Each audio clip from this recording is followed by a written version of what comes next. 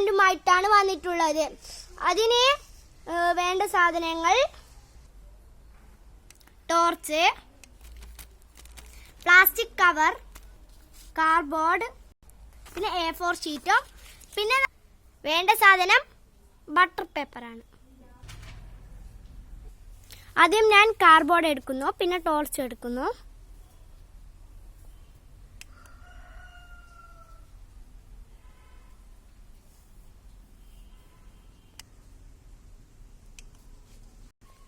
ഇത് നമുക്ക് ഒട്ടും കാണാൻ കഴിയുന്നില്ല.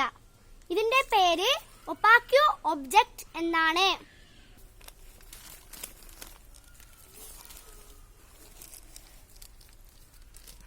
ഇങ്ങനെയല്ല, ഇത് നമുക്ക് ഇങ്ങനെ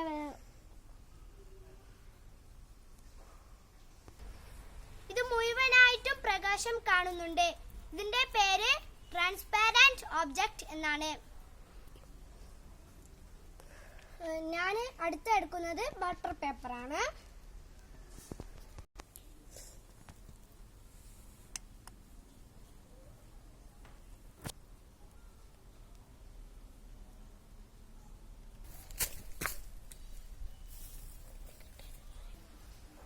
ഇത് നമുക്ക് കുറച്ചാണ് കാണാൻ പറ്റിയിട്ടുള്ളൂ.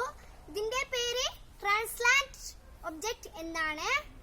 അപ്പൊ നമ്മുടെ ഇന്നത്തെ എക്സ്പെരിമെന്റ് ഇവിടെ അവസാനിച്ചിരിക്കുന്നു. ബൈ.